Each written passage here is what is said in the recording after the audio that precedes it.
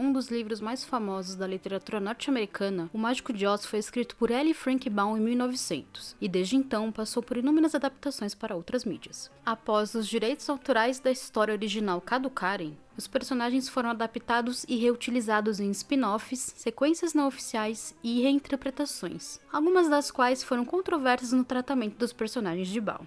Até hoje, a adaptação cinematográfica mais popular do livro é o filme homônimo estrelado por Judy Garland, que tinha apenas 17 anos.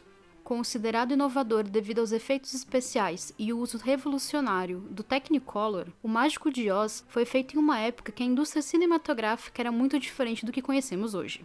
Quando a adaptação era filmada na MGM, Hollywood era muito mais brutal e não existiam sindicatos que exigissem um mínimo de segurança no set e protegessem a equipe de produção. Eu sou Júlia Gavilã, e esse é o Mais Que Um Filme. Quando A Branca de Neve e os Sete Anões saiu em 1937, a Walt Disney mostrou para a indústria cinematográfica norte-americana que filmes adaptados de histórias infantis populares e contos de fadas poderiam ter sucesso no cinema. De olho nesse novo público, a MGM comprou os direitos de O Mágico de Oz de Samuel Goldwyn, um dos fundadores da Goldwyn Pictures, estúdio incorporado à Metro Pictures Corporation em 1924 e renomeado como MGM. Apesar de incluir o nome do executivo, Goldwyn nunca esteve ligado à propriedade, gestão ou produção da MGM, mas fundou a própria produtora.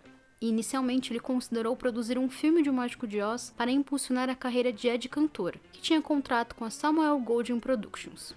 Na MGM, o roteiro passou por vários redatores e teve muitas revisões, com William H. Cannon, assistente do produtor Marvin LeRoy, apresentando um breve esboço de 4 páginas. Como os filmes de fantasia lançados na época não tiveram um bom desempenho, Cannon recomendou diminuir ou remover os elementos mágicos da história. No esboço dele, o espantalho era um homem que tinha capacidade apenas para espantar corvos dos milharais, enquanto o Homem de Lata era um criminoso tão cruel que foi condenado a ser colocado em uma roupa de lata para sempre. Foi essa eterna tortura que o tornou mais gentil.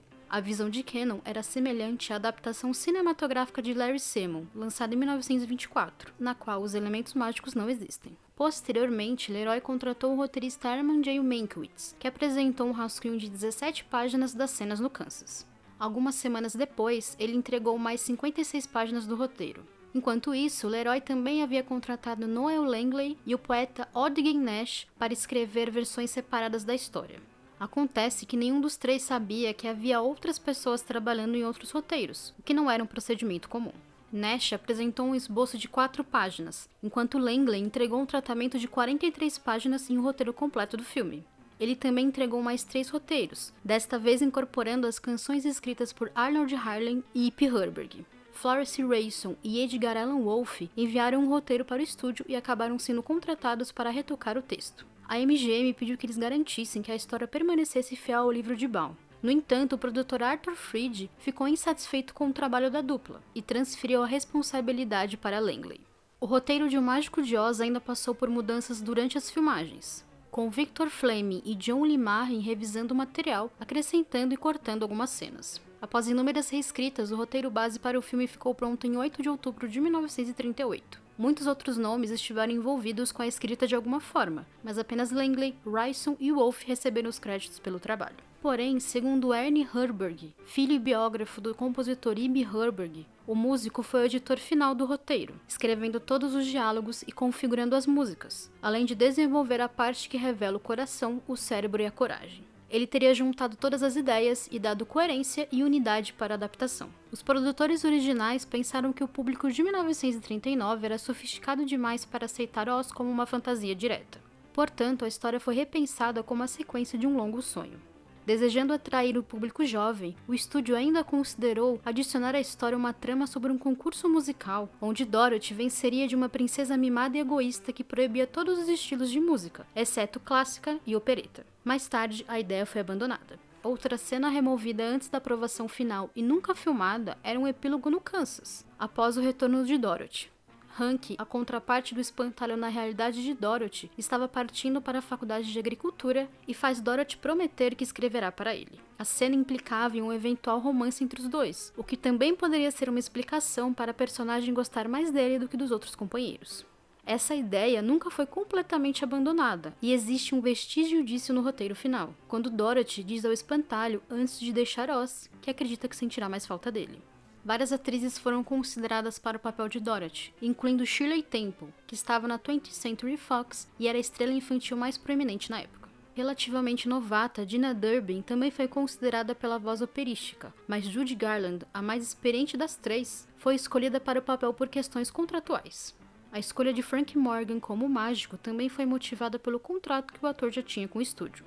Roy Bolger foi originalmente escalado como Homem de Lata, e Bud Websen interpretaria o Espantalho. No entanto, Bolger desejava o papel do Espantalho, já que o ídolo de infância do ator, Fred Stone, havia interpretado o personagem nos palcos em 1902. Além disso, foi Stone que o inspirou a se tornar estrela de vaudeville, gênero de entretenimento de variedades proeminente nos Estados Unidos e no Canadá no início dos anos de 1880 ao início da década de 1930. Insatisfeito com o papel, Bolger convenceu Leroy a escolhê-lo como Espantalho. Ebsen não se opôs à mudança e repassou os fundamentos da caminhada distinta do personagem para Bolger. Ebsen então assumiu o papel do Homem de Lata, gravando todas as músicas do personagem e se preparando para filmar com o resto do elenco. O papel de Bruxa Má do Oeste também passou por diferentes mãos. A atriz Gail Sondergaard foi originalmente escalada para o papel, mas se retirou do projeto quando a personalidade da bruxa mudou de astuta e glamurosa para a familiar bruxa feia dos contos de fadas. Sondergaard pensava que faria uma personificação da Bruxa Má de Branca de Neve e os Sete Anões. A atriz foi substituída por Margaret Hamilton em 10 de outubro de 1938, apenas 3 dias antes do início das filmagens. Pat Walsh, um artista veterano de vaudeville, foi escalado como Nico, o principal macaco ao lado da vilã, porque ele era conhecido pelas atuações como macaco em várias produções teatrais e shows de circo.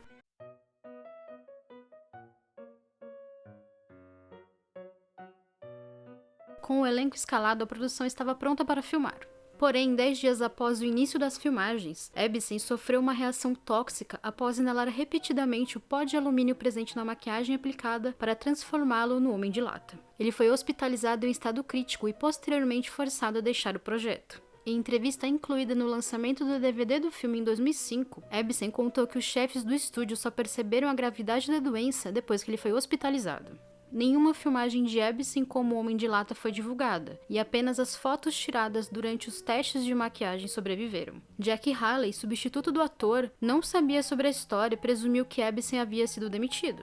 A maquiagem usada por Haley foi discretamente alterada por uma pasta de alumínio, com uma camada de tinta branca por baixo para proteger a pele do ator. Embora Haley não tenha sofrido da mesma intoxicação que Ebsen, o ator ainda sofreu uma infecção ocular devido ao produto.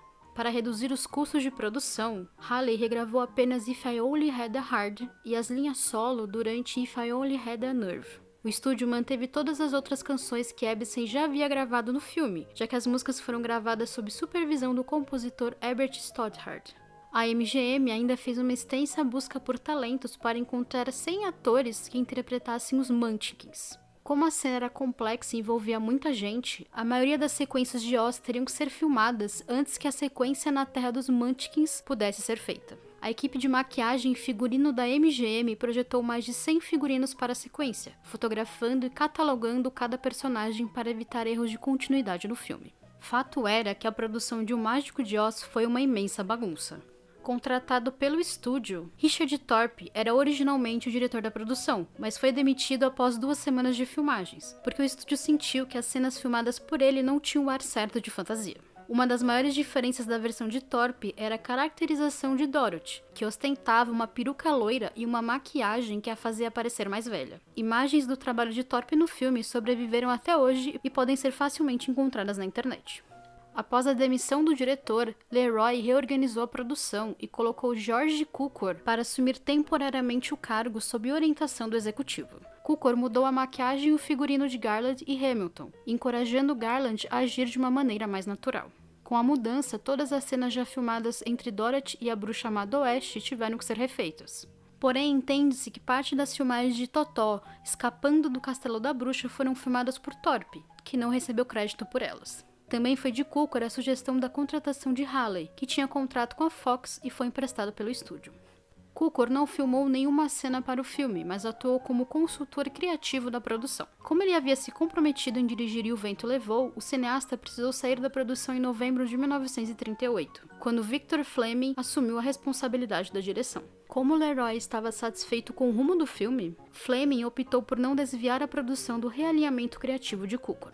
A equipe de O Mágico de Oz estava profundamente focada em como explorar as cores no filme, e foi um longo e exaustivo processo para o desenvolvimento da maioria das sequências em Technicolor. A equipe trabalhou nessas cenas por mais de 6 meses, de outubro de 1938 a março de 1939. A maioria do elenco trabalhava 6 dias por semana e tinha que estar no estúdio às 4 da manhã para se preparar para as filmagens, muitas vezes saindo do trabalho às 7 da noite ou até mais tarde. As maquiagens e os figurinos pesados eram naturalmente desconfortáveis, mas a iluminação exigida pelo processo inicial do Technicolor tornava tudo pior, já que podia aquecer o cenário a mais de 38 graus. Bolger contou mais tarde que os figurinos impediam os atores de comer no estúdio, e a maquiagem tóxica à base de cobre usada por Hamilton a forçou a fazer uma dieta líquida nos dias de filmagens. Além da dieta forçada, a atriz também sofreu um grave acidente no set. Na saída da bruxa da Terra dos Munchkins, um elevador oculto foi instalado para deixá-la abaixo do nível do palco, enquanto fogo e fumaça irrompiam para dramatizar e ocultar a saída da personagem. Na primeira tomada, tudo funcionou como esperado. No entanto, na segunda tomada, a explosão de fogo aconteceu cedo demais, e as chamas incendiaram a pintura facial verde à base de cobre, causando queimaduras de 3º grau nas mãos e no rosto da atriz. Hamilton passou mais de 3 meses se recuperando antes de voltar ao trabalho. Como a maquiagem continha cobre, ela era geralmente removida com acetona. Devido às queimaduras, o maquiador Jack Young precisou retirar a maquiagem com álcool para evitar infecções. Apesar de não ter se ferido no set, Garland também sofreu abusos extensivos antes e durante as filmagens. Com o segundo salário mais baixo do filme, só perdendo para Totó, a atriz foi forçada a manter a aparência e era obrigada a tomar comprimidos de benzedrina para manter o peso. Ainda houve alegações sobre membros do elenco terem feito comentários inapropriados sobre o corpo de Garland, além de outro relato que conta que Fleming deu um tapa nela durante a cena da introdução do Leão Covarde, porque Garland não conseguia parar de rir da atuação de Bert Lahr. Durante as filmagens, a produção ainda passou por outra mudança na direção. Em 12 de fevereiro de 1939, Fleming precisou substituir às pressas Cukor na direção de O Vento Levou. No dia seguinte, o estúdio designou o amigo de Fleming, Kiki Vidor, para terminar e dirigir O Mágico de Oz. O cineasta dirigiu as primeiras sequências em tons de sépia do Kansas, incluindo a cena do tornado e de Garland cantando Over the Rainbow. Vidor optou por não receber crédito público pela contribuição no filme até a morte de Fleming em 1949.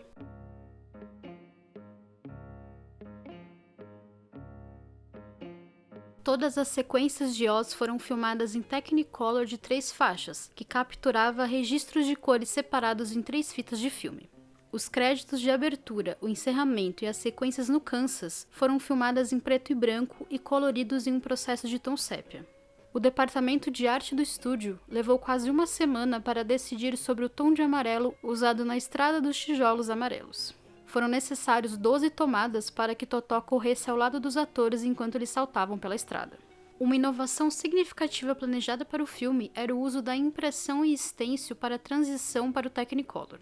Cada quadro deveria ser pintado à mão para manter o tom de sépia. Porém, o plano foi abandonado por ser muito caro e trabalhoso, e a MGM usou uma técnica mais simples e menos custosa. Durante as filmagens, o interior da Casa da Fazenda foi pintado em sépia, com Dorothy, interpretada pela dublê Bobbie Cochet, abrindo a porta com um vestido de algodão sépia e saindo do quadro. Assim que a câmera passa pela porta, Garland volta ao enquadramento com um vestido azul sob o brilho intenso da iluminação Technicolor. O diretor de efeitos especiais Arnold Giuseppe empregou diferentes técnicas no filme. Para desenvolver a cena do tornado, a produção gastou uma quantia considerável. Giuseppe usou tecido de musselina para tornar o tornado flexível, pendurando 11 metros do tecido em um pórtico de aço e conectando a parte inferior a uma haste. Ao mover o pórtico e a haste, ele conseguiu criar a ilusão de um tornado em movimento. Para completar o efeito, terra foi jogada de cima e de baixo, usando mangueiras de ar comprimido. Já a casa de Dorothy foi recriada usando uma maquete. Mais tarde, as sequências do tornado foram recicladas para uma cena do musical Uma Cabana no Céu, de 1943. O maquiador Jack Down criou as máscaras do Leão Covarde e do Espantalho com espuma de látex, sendo um dos primeiros a usar a técnica. Demorava mais de 1 hora por dia para retirar lentamente a máscara colada no rosto de Bolger, um processo que acabou deixando linhas permanentes ao redor da boca e do queixo do ator. Já a fantasia do Homem de Lata era feita de entretela coberto de couro, e o óleo usado para untar as juntas do personagem era feito de calda de chocolate. Bizarramente, a fantasia do Leão Covarde era feita de pele e pelo real de leão. Para a cena dos cavalos de cores diferentes, pó de gelatina foi usada para colorir cavalos brancos. A produção também usou amianto para conseguir alguns dos efeitos visuais, como a vassoura da bruxa em chamas e a neve falsa que cobre Dorothy enquanto ela dorme no campo de papoulas. As filmagens principais de O Mágico de Oz foram concluídas em março de 1939, com refilmagens e novas tomadas feitas sob a orientação de Leroy entre abril, maio e junho. Após a traumatizante experiência de Hamilton com o elevador no set, ela se recusou a fazer a cena onde a bruxa voa com uma vassoura que solta fumaça. No fim, Hamilton não estava errado em ter medo. Betty Danko, dublê escolhida para fazer a cena, foi gravemente ferida quando o mecanismo de fumaça apresentou mau funcionamento. As exibições de teste de O Mágico de Oz começaram em 5 de junho de 1939, com o filme inicialmente durando quase 2 horas. Em 1939, o filme médio durava cerca de 90 minutos, e os testes auxiliaram o estúdio a reduzir o tempo de execução. Entre os cortes estavam algumas reprises de Over the Rainbow, números musicais menores e sequências de diálogo. Isso deixou a parte final do filme sem músicas, apenas o sublinhado dramático. Entre os cortes, Over the Rainbow quase foi totalmente excluída. A MGM sentiu que a canção deixava a sequência do Kansas muito longa, além de não ser atraente para o público-alvo infantil. Por algum motivo, o estúdio também achava que era degradante para Garland cantar em um curral. Porém, Leroy, Arthur Freed, que atuou como um produtor não creditado, e Fleming insistiram que ela deveria ser mantida. Mais tarde, a música ganhou o Oscar de melhor canção original e se tornou uma das músicas mais famosas do cinema norte-americano. Quase 85 anos depois do lançamento, O Mágico de Oz é uma das histórias mais populares do mundo graças ao filme de 1939, que definitivamente deveria ter sido feito por meio de métodos mais seguros.